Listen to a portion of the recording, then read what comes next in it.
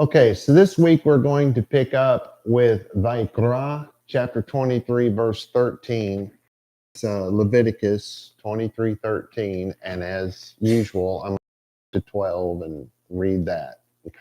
And it usually helps us to move into the next verse because, as you guys know, a lot of times what we have is two or three or four, or even five or more verses broken up into verses are literally in Hebrew one verse. So it gets a little confusing when you're starting in some part of the verse and you're only getting a it's not run on sentence, incomplete sentence. It got run on in my head and couldn't get it out. All right, so verse 12, my translation of the Hebrew. And you will do this in that day, and you will wave the Omer and the unblemished 1-year-old lamb, a burnt offering. It's a nolah, so it's a burnt offering to Yahweh. But before I move on, because I don't remember if I pointed this out last week, I know I meant to, but I don't remember if I did. But this time around, the Hebrew text only said Omer. Now, earlier, in the earlier verses, it said Omer Reshit Ketzir, which we have translated, because it can be translated a number of different ways, so I had to write it down so I wouldn't forget.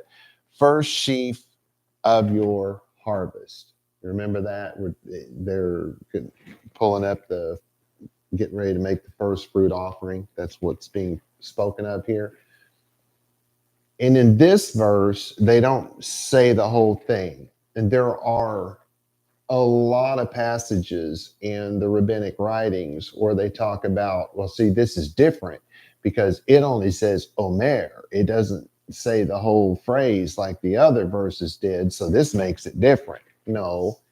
According to the grammar rules that are applied to biblical Hebrew, particularly the biblical Hebrew as it pertains to the Torah. Now, you understand that the Hebrew Bible was written over a period of 1,500, 2,000 years. Not even sure off the top of my head how long of a period that was from Moshe to the minor prophets that they have at the end. I don't remember who's the last one. I get confused about that because you have a different order in the Hebrew Bible than you do in the English. So I don't remember which one you find in your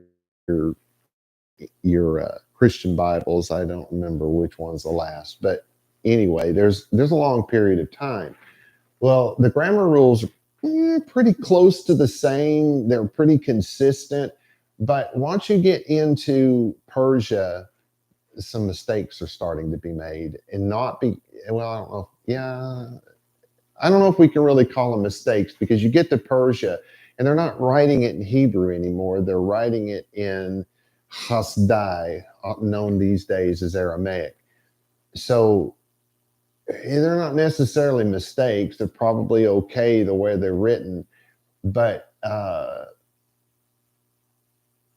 you still need to apply the thinking and the grammar of the Hebrew to it. And it'd be best if it was just translated into Hebrew.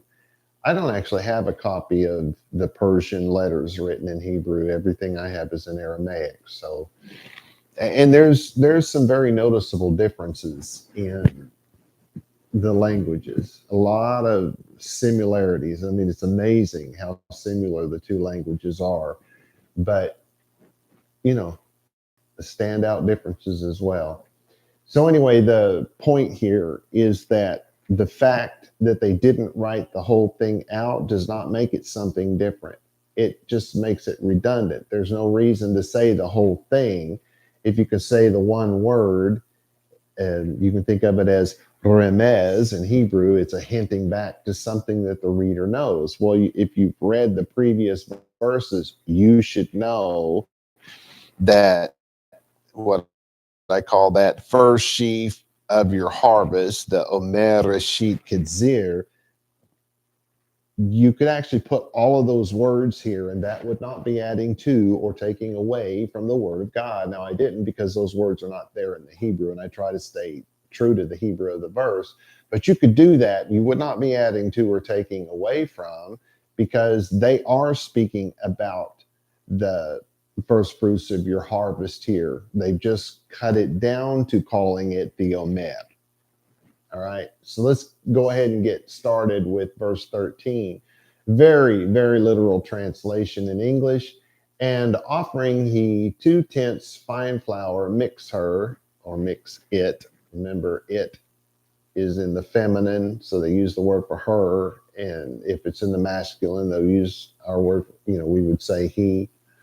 But those are just the masculine and the feminine way of saying it in Hebrew, biblical Hebrew. So it goes on, mix it with that burnt offering to Yahweh, scent soothing, and drink offering, wine, fourth the measure. All right, so we're starting off with umin chato. You remember min cha, your donations? That's the word. So the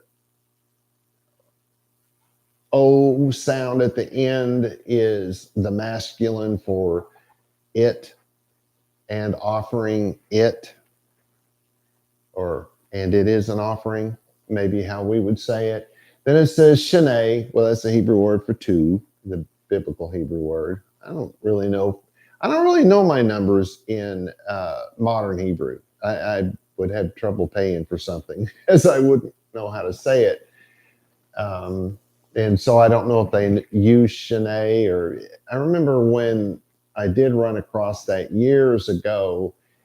It's like, are they using German numbers? 'Cause the people the book I was reading, they were using German numbers, but I couldn't tell you if that's what modern Israeli Judaism does. I don't know for sure. That's just what they did in the book. So I've been a little confused about that for a lot of years. Not really worried about it. Anyway, then it says es ronim. So that's tenths. So we have 2 tenths. Solet. That's not just flour. That's fine flour. You do realize that's not like the flour of today. It was not processed and purified and GMO'd and whatever else they do to this stuff these days. This would have been pure right out of the field flour, which means it would have been probably a brown in color. Then you have belula, which you'll mix it. That's to mix. Then it says ve, or ba rather, ba shemen. So shemen is fat. It's you mix it with fat. So there's going to be flour so far. There's going to be oil. We say fat, but you're talking about oil. You're not actually going to put fat in it. Then it says ishe, and of course that sounds like the word for woman, right? But remember, that's talking about a burnt offering. It's the word for you could say fire, you could say burned or burnt. But in this case, we are talking about a burnt offering. And this is La Yahweh. So it's a burnt offering to Yahweh, or it could be passion, human emotion to Yahweh. Because remember, depending on what this is speaking about, if it's speaking about humans, they say passion. And in this case, we're not really talking about humans. We're talking about taking some flour and some oil, and we're mixing it together. So burnt offering is truly the right thing to say here. Then we have reach nihoach.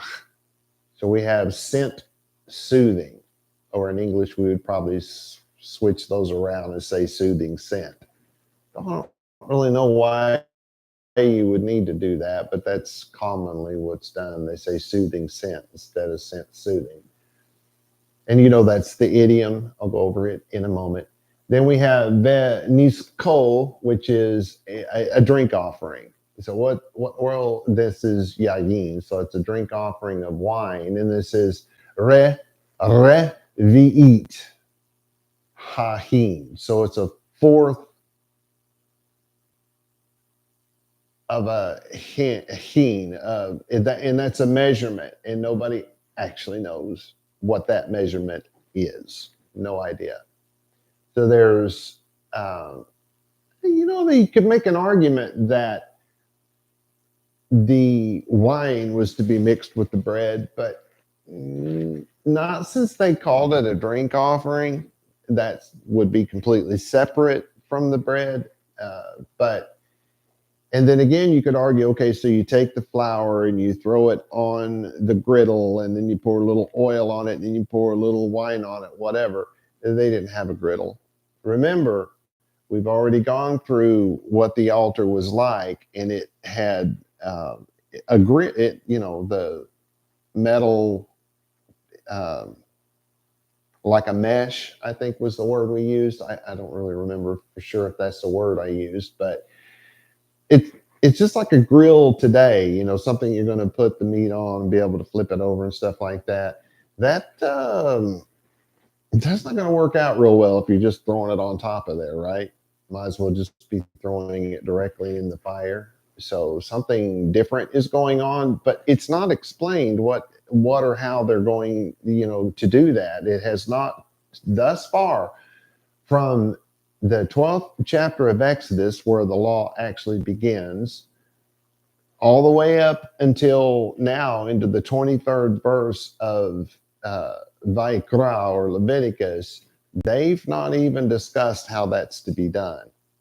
Now, you can read in the rabbinic that they had a bowl and there was two other guys with them, and they mixed it in the bowl to help him out. And the guys, when the blood was poured, you had the two guys that had the little blood catcher thingy-mahookies, and they stood there and shook it to keep it from coagulating and all that.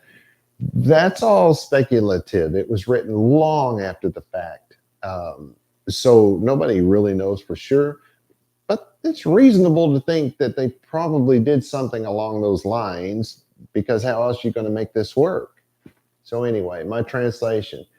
And he will donate 2 tenths fine flour mixed in oil for a fire offering to Yahweh, a reach nihoach, a soothing scent, or a scent soothing, literally. But remember, this is a Hebrew idiom. And what is this idiom?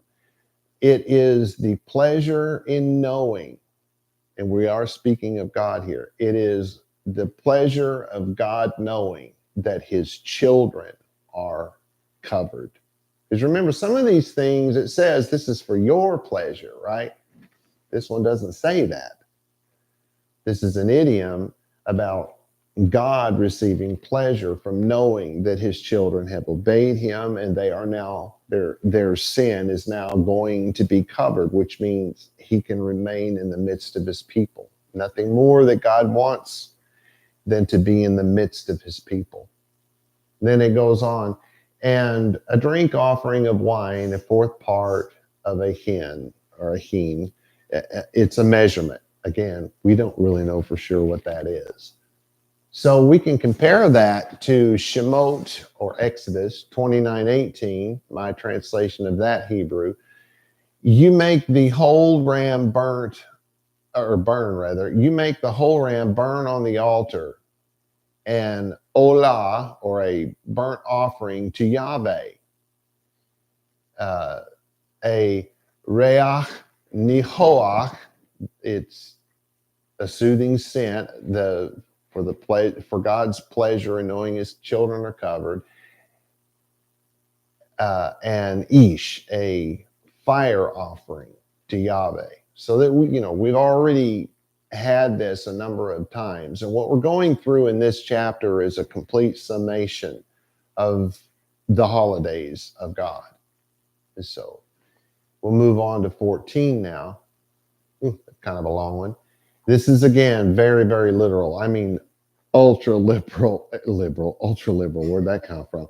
Ultra literal, well, liberal translation of the text into English. And bread and parched grain and plentiful field not shall eat they to bone the day the this to make come or to bring you offering gods you statute eternal to generations you all because it's you in plural in all dwellings you.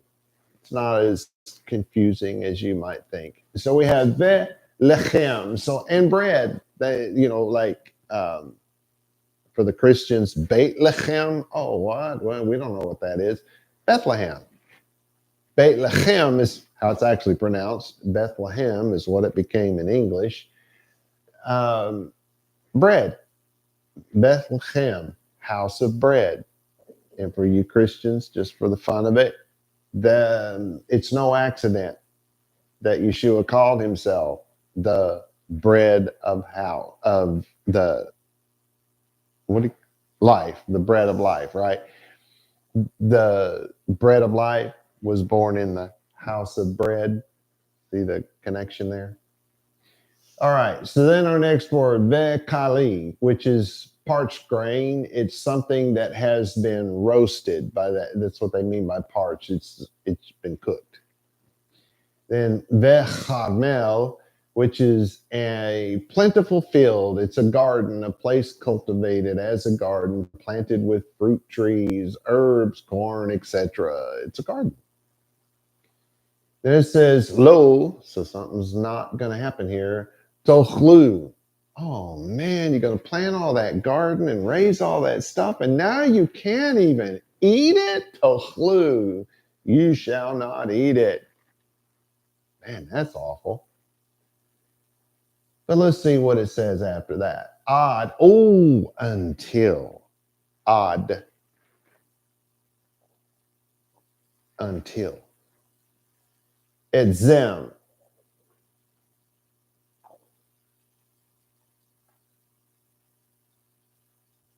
It's translated as bone, and that's generally from the idea of strength or firmness. It's not really what it's going to mean, but we'll get to it in a little bit. Hayom, so you could, like in the strength of the day. Hazeh, the this. Ad, until. Ha-viachem, until you bring something. What are you going to bring? Et karban, until you bring your offerings. So you do get to eat the stuff that you planted and worked so hard to raise and harvest and all that kind of stuff, but you can't until you bring karban, your offering.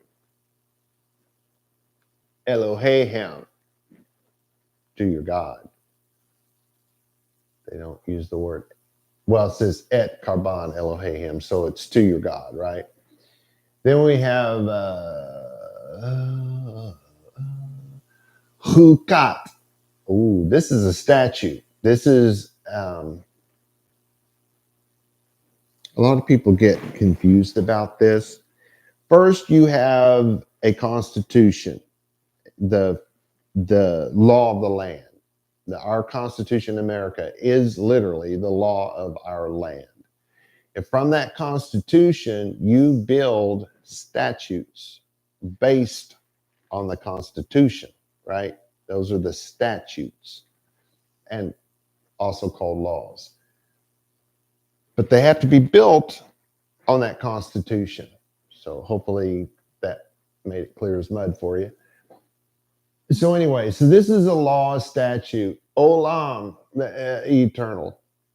It's never going to go away. When Mashiach comes, if he's already come, either way, it makes no difference. He's not going to wipe this away. Because there's people that teach that Yeshua came, or they call him Jesus, and now nobody has to sacrifice anything. No, it don't work that way. It does not work that way. If God said it's forever, it is forever. You hear me? It is forever. The sacrifices were never supposed to stop. The sacrifices were not limited to being made in the temple.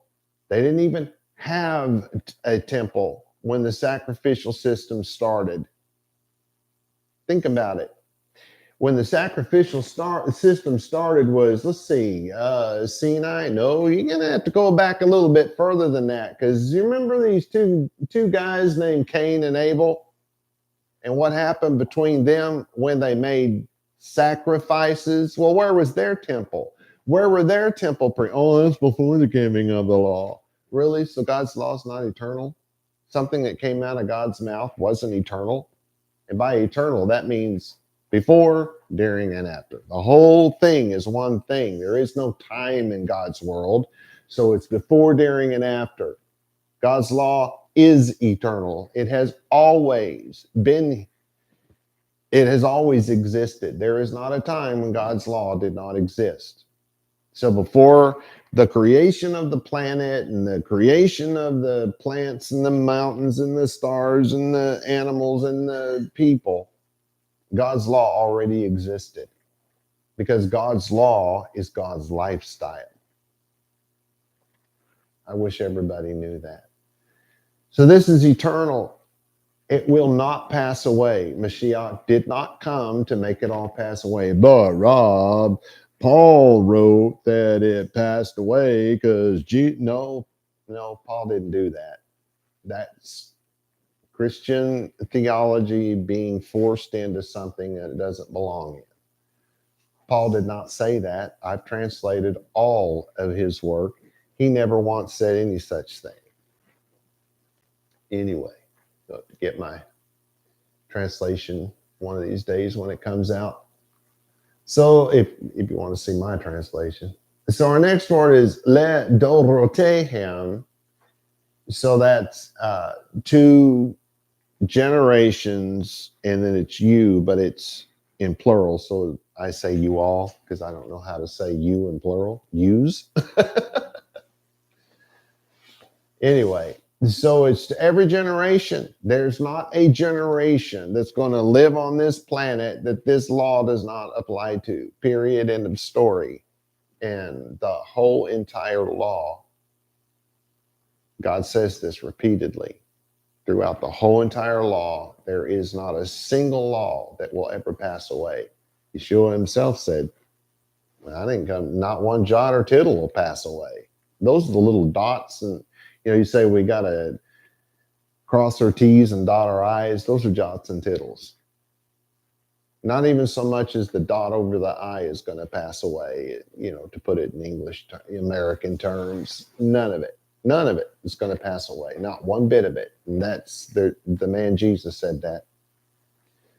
So then it says, Bechol, that's in all, mishvotechem, in all your dwellings. What? I thought it was supposed to be in the temple with all the temple priests. No, it's all your dwellings. All your dwellings. That's weird. All right. So we're having a bit of a pause for a moment here. All right, so my translation of verse 14. And you shall not eat lechem, you shall not eat bread, roasted grain, or green ears was the best thing I could come up with English for chamel, until the same day in which you bring the offering, the karban, to your God. A statute, a law, forever, to all of your generations, to your generations in all of your dwellings, not in all of your temples, not in all of your tabernacles, not in all of only when the priests are around, in all of your, where you live. You shall not eat bread, roasted grain, or ears until you bring your offering. In other words, you must pay your tithe before you spend your money. That is quite literally what that Hebrew sentence means. It doesn't come out and say that because that's not how you talk in Hebrew. In Hebrew, we're going to say it more along the lines, and you shall not eat bread, roasted grain, green ears until the same day in which you bring the offering to your God as statute forever to all your generations in all your dwellings. See, that's going to be closer to what we say in Hebrew. And what does that mean in English? You will not eat bread, roasted grain, or green ears until you bring your offering. In other words, maybe in more clear English, you must pay your tithe before you spend your money. That's what it means when you hear it in Hebrew and you're Jewish from that time period. Several of the sages wrote that all your dwellings included all of your dwellings, they actually went on, in and outside Yisrael. They're absolutely right about it. It doesn't say all of your dwellings in Yisrael, which would still be in and out of Yisrael. English speakers have a hard time with that idea because the bait that's added, a letter in Hebrew, we think of it as a letter. They add the bait to the front of it, so in Israel is what it usually gets translated, but that's not right. We should write with Israel. But even then, you wouldn't really get a hold of that unless somebody explained to you that when you live according to God's law, it makes no difference where you are in this world. You can be living in one of the little colonies that Elon Musk wants to make up on Mars. If you're living according to God's law, you are with Israel. You are in Israel. Because it doesn't mean exactly the same thing in the Bible in Hebrew as it does in English. All right. I haven't checked the time. Okay. Verse 15, very literal again. And count you to you from tomorrow, the Shabbat, from day make come, which is bring. Omer, the wave, 7 Sabbaths complete, which complete is in plural, shall be. So we have usepatem, and count you. So, and you will count. You guys know how to do that. 1, 2, 3. No surprises, no hidden meanings there. Lechem, to you. You'll do this for yourself. You're going to count something. Mi macharat, from the day after. You could say from tomorrow, or from the day after might make more sense if we said it that way. HaShabbat, from the day after the Sabbath. Miyom, from that day, or because they're saying the day after the Sabbath, and then we're going to have to say in Hebrew from day, or from that day, Habi Achem, from the day that you brought, it's you make come. So to make a cow come from over there to over here, you put your little rope around the cow and you make it, you bring it. You know, you're pulling on that little rope and you're making it come over here. So we can say bring, just you will bring. Et omer. And again, they're not saying the whole thing here. Or wait a minute, it looks like omer hatenufa. Okay, so this is different. Remember when we first started, I talked about how they just say the word omer, and what they meant by it was first sheaf of your harvest. Omer reshit ketzir. This time around, they're using the word omer, but it's followed by ha tenufa. So from the very day that you waved, that's, the omer.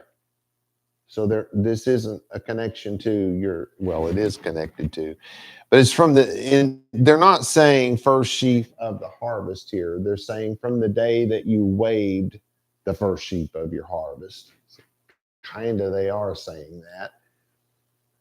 Sheva, which is 7, Shabbatot, 7 Sabbaths.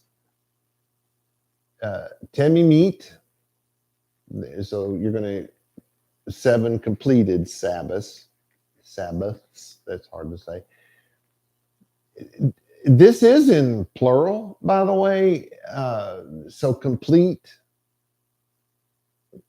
with plural, you could say completing, because the plural in Hebrew is also used as a gerund, which is what we call ing. That's called a gerund in linguistics, maybe even grammar. I only remember that from my linguistics classes. I don't remember actually running across that in grammar, but so maybe they probably do, though.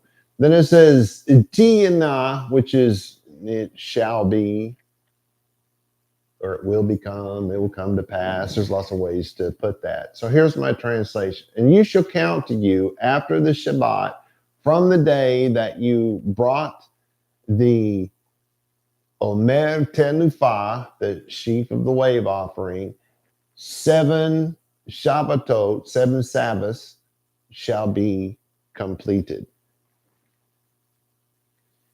The count begins on the night of the 16th. Much easier way to say it, but that's just not how Hebrew was spoken back in those days. It may have been written differently now. If they were to write it in modern Hebrew, it'd probably be a very different sounding sentence, but in biblical Hebrew, we're not going to just say on the 16th. Now, why? I don't know. It wasn't there. I do know that's how you read it, and that's how it's written properly. Okay, verse 16. And we start off with the very literal English.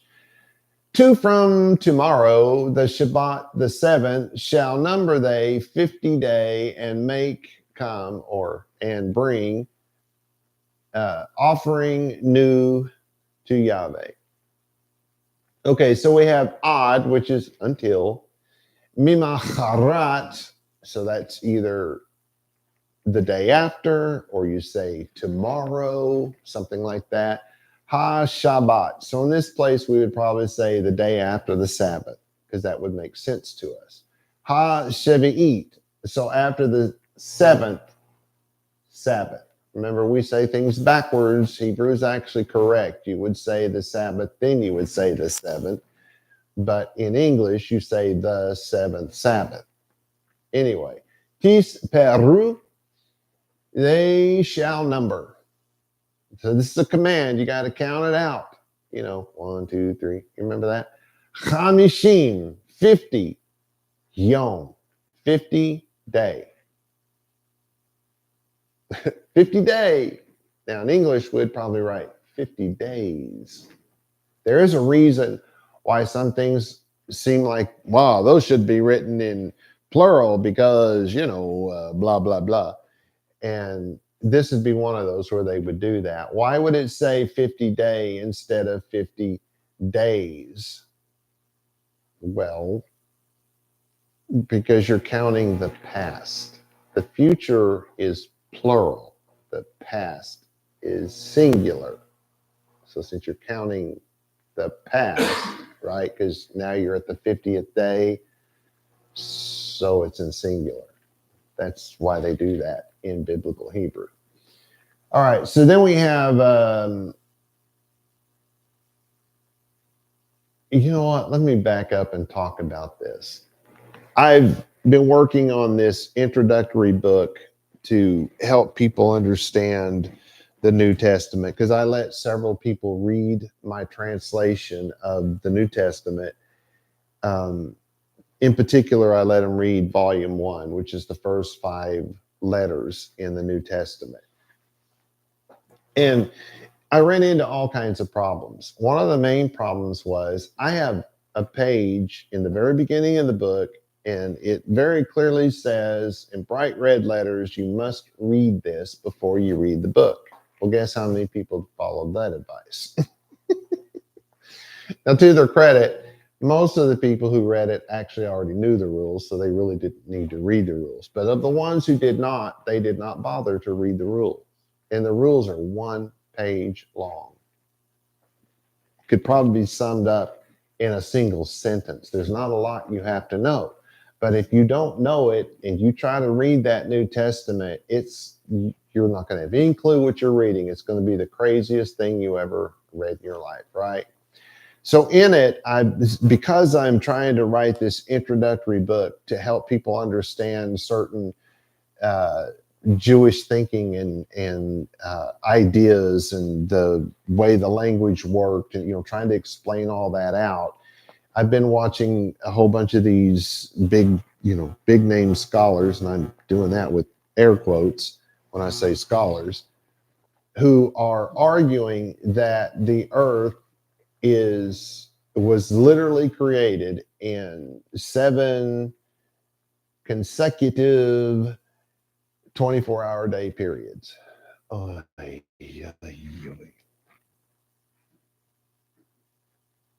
Okay.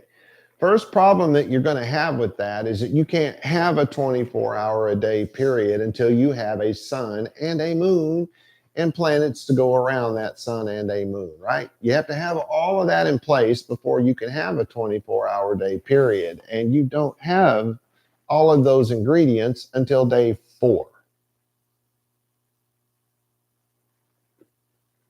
Okay? So you got a bit of a problem there. But the word yom that is translated as day, sometimes days, because, of the difference in English grammar and Hebrew grammar. The word yom in Hebrew can be a day can actually be an eternity.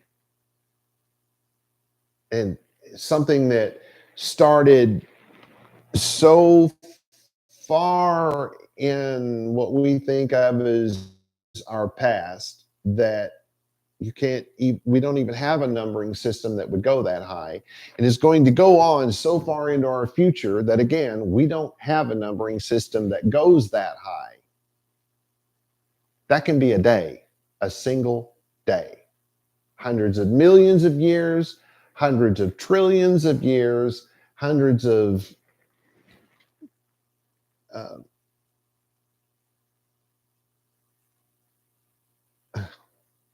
what's the word we get gigabyte from? I've got gazillion in my head, and I don't think that's right. What? Jillion. Or whatever comes after that. I know we've got several more after that. That can be a single day.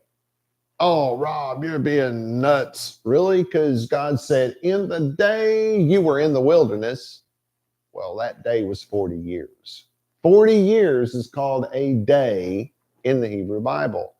In the day you were in Egypt, well, that's 430 years. It's called a day in the Hebrew Bible. You can look it up. It's in your English Bible as well. It calls it a day because a day is a given specific period of time.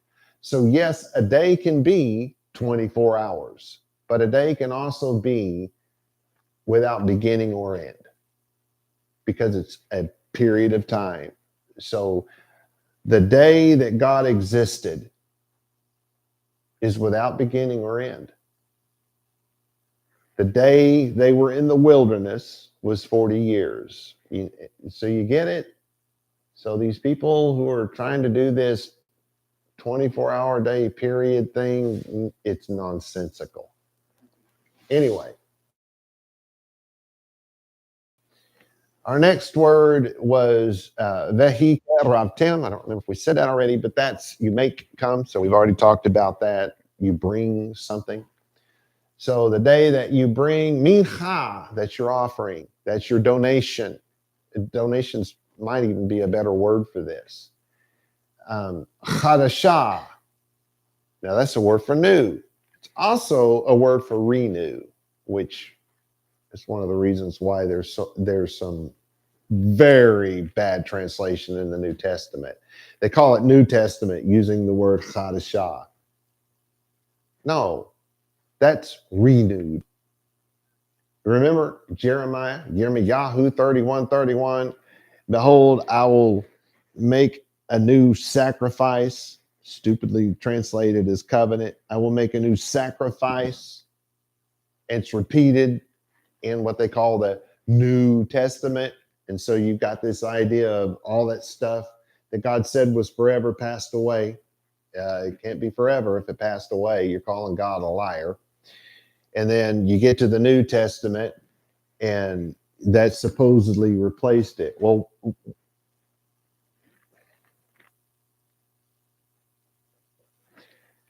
God entered into a covenant with the Jews, did he not? Yes, he did. And they broke that covenant. And by the time you get to the letter of Hosea, chapter 2, God declares, you're not my people. I am not your God. The Jews are no longer the people of God. They are just another Gentile nation like everybody else. And until Mashiach returns and makes that new sacrifice, we Jews are still just as lost as everybody else, just as without a God as everybody else. There's nothing to protect us. When Mashiach comes, he reinstates the covenant. When the covenant is reinstated, then you have the new sacrifice. It's reinstated via the new sacrifice. There is no new covenant. It's a new sacrifice, because the first sacrifice was goats and cows, right? The second sacrifice was Mashiach.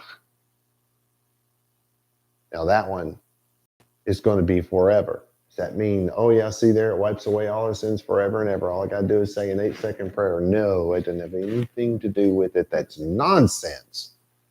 Nonsense. This means that covenant, because Mashiach bled over that covenant, it was his blood sacrificed, that covenant can never be broken again, no matter what we do or do not do. So nobody has lived by God's law? No. See, that's the problem with the people who translated Shaul, not understanding how that worked. They didn't understand what he was saying. He's saying that if you don't live by God's law, there is no blood that covers you. There is no sacrifice that covers you. You don't have a shot at going and standing in the presence of God. None at all. That's what he was saying. You can pre-order my book at www. No, I'm just kidding. So this is a new sacrifice, in this case, La Yahweh, to God. And here's my translation.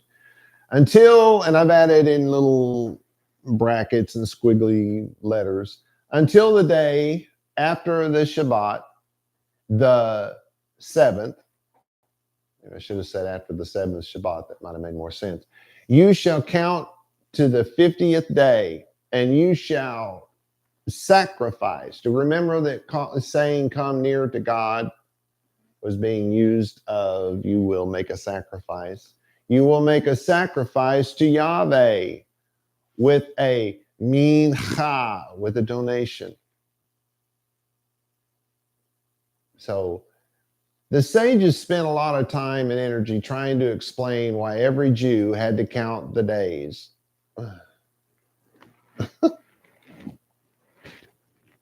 However, I think this approach to understanding biblical Hebrew is way too literal. As long as someone counts the days and everyone else does what they are supposed to do according to those who did count, all will be well. I mean, come on. Do you really have to count the days? 1, 2, 3, 4, 5. Can't you just look on the calendar and Can't you do simple math in your head? Do you really have to count? When I say, what's 5 plus 6? Do you really have to go 1, 2, 3, 4, 5? On one hand, 1, 2, 3, 4, 5. Stick my ear in here for 6. Wait a minute. 1, 2, 3, 4, 5, 6, 7, 8, 9, 10, 11. Do you really have to do that, or do you know that 5 plus 6 is 11? Okay. Some of you know how I feel about the sages. Anyway, I mean, there's good stuff in the sages. I'm not saying there isn't. Especially in the first 200 to 300, maybe you could push it to 350. The first anywhere from 100 to 350 years of what the sages wrote, that stuff's pretty good. But boy, once you get into the Dark Ages, which is what, 98% of everything that Jews know today, men who did not speak Hebrew, Rashi, Maimon, Nachman, you just name them off. None of them spoke Hebrew, not a word, not one word. They either spoke Arabic, like Maimon, or they spoke Aramaic, which Maimon may have spoken Aramaic. I wasn't really paying attention to that when I was studying him, but it was clear he didn't know Hebrew. And everything he wrote was in Arabic. So, hello. Anyway. There's a professor Flusser. He's passed on. Studied under him in my early years. And it's funny, his first language was German. And he spoke Hebrew fluently. And I don't know, 10 or 11 or 12 other languages fluently. But his first language was German. And even though he was in Israel teaching at the Hebrew University, the language of Hebrew, guess what language he wrote his books in? German. So if Maimon wrote everything that he wrote in Arabic, which he did, guess what his language was? I'm just saying. Anyway, so let's try to rush through this. I don't have a lot of time left. We're going to look at verse 17. From dwelling you all, because it's you in plural, shall make come they, so bring, bread shall wave, 2 tenths fine flour shall be leaven, shall bake they first fruits to Yahweh.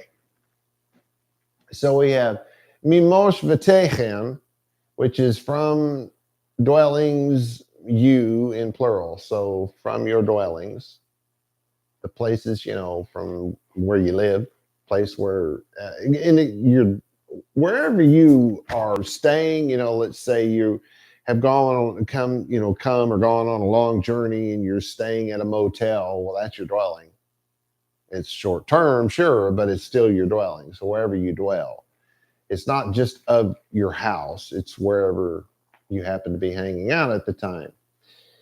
Tavi'u, so that's you will bring, and that's command. They put the tate at the beginning of the word, making this a command. You are commanded to do this. You're going to bring lechem, which is bread. Spelled lechem wrong there. Then te nufa, that's to wave. Funny, they didn't use the word. The bread of the wave.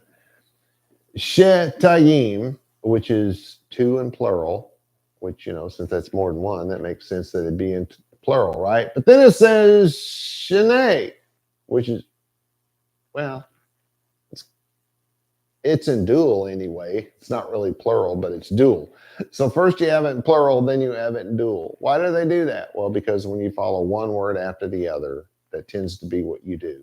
Normally, it's one of them is singular and the next one is plural, or it goes the other way around. One of them is plural, one of them is singular. The order makes no difference at all. That's completely up to the writer. You can put the singular, then the double or the plural, or you can put the plural and then the singular. It doesn't make any difference.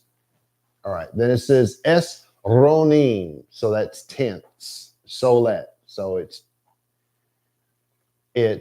twos, 2/10 fine flour. You guys picking up on why would they tenths flour? Anyway. It shall be. That's a command. You're going to make this happen. Then it says chametz. That's leaven. That's not unleavened bread. That's leaven. So your bread has to have leaven in it, making it unleavened bread. Te'afena. It'll be baked. Not going to fry it in your pan or on your griddle. It's supposed to be baked. Bikurim, first fruits. Layave. So again, we're being told, and this isn't the first time we've gotten this, just in this one chapter, we're being told that your first fruits are 2 small loaves of bread. You remember how we know, because when it doesn't explain it in this chapter, but when you study the chapter on sacrifices, it tells you that this amount of bread will fit in the fist. It says take a fistful, so it's roughly a cup to a cup and a quarter of flour. That's not going to make a very big loaf of bread. At least I don't think it will. I don't cook, so I could be wrong. Send your hate mail to Daryl Lee at. No, I'm just kidding. Here's my translation. You shall bring from your dwellings 2 loaves of bread, made of 2/10 measure of flour. They shall be baked with chametz, with leaven.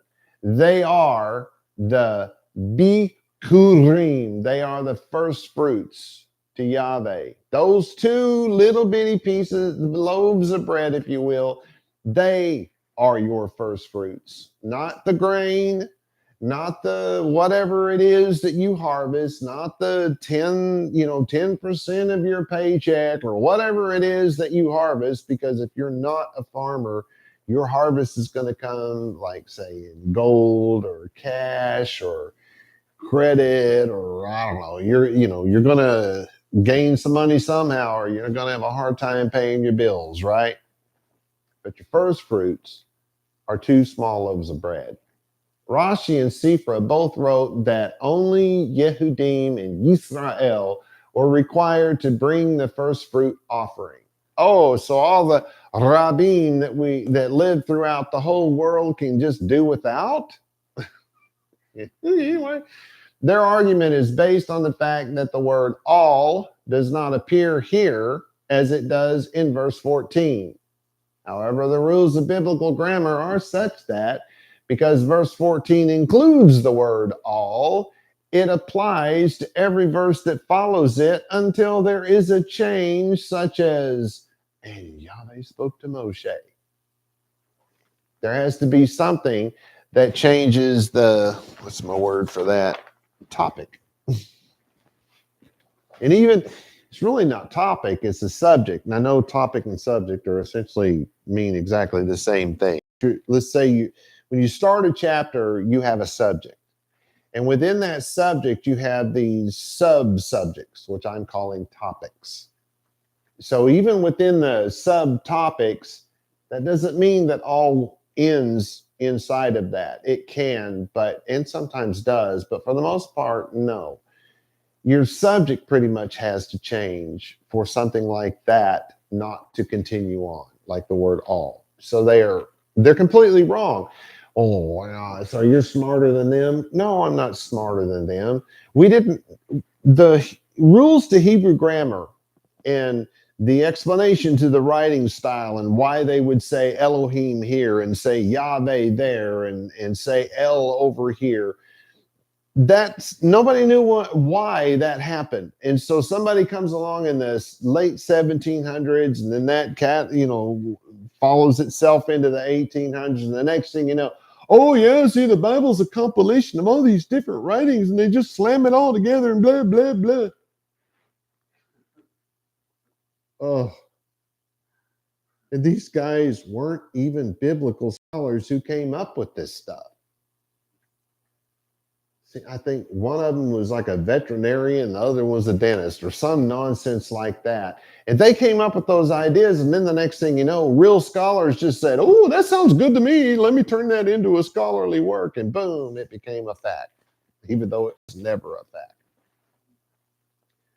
So Umberto Moshe Casuto, also a professor at the Hebrew University before he's since passed on, he was, to my mind, the world's leading scholar on the Ugaritic text. And he compared that to the Torah and realized, OMG, the Torah is not only written in the same poetic style as the Ugaritic, the great poetry. I think that's what they call it. Gilgamesh and that kind of stuff from Mesopotamia. He studied all of that stuff and realized that the Torah was written in the exact same style, utilizing the exact same grammar rules. And if you want to learn those, go buy his two books in particular, his commentary on Genesis and his commentary on Exodus. He lays it out and shows you how it works in the sentences and stuff like that. The sages didn't know any of that. They didn't know about the great poetry. I don't think they may have, but I don't know that they did. And then they certainly didn't know who Casuto was. He lived, at least 100 years after they were gone. No, they were in the 1200s. Casuto was in the 1900s. So yeah, there was a bit of time in between. The reason why they get it wrong is because they didn't know the rules. It wasn't until Casuto came along that we finally learned the rules. Anyway, Onkelos's vaYiqra by Drauzine and Wagner argued, while many translators render bikurim as first fruits, clearly the Torah is speaking of the harvest of wheat, which is produced and not fruit. Can anyone here say, city boys? The fruit of any plant, whether tree, bush, or seed in the ground, is the food we eat. City boys. Thus, Drauzine and Wagner are utterly wrong, which is odd for them because I love their work. They're very smart men, but they're obviously city boys. Anyway, wheat or produce is the fruit of the wheat stalk. And to say clearly, really, God wants his people to celebrate pagan harvest festivals? Is that what you're suggesting, guys? God said that this is the feast of the first fruits, which are 2 small loaves of bread. This verse is all about the tithe being paid first. End of story. All right, I am out of time. Shalom, shalom, everyone.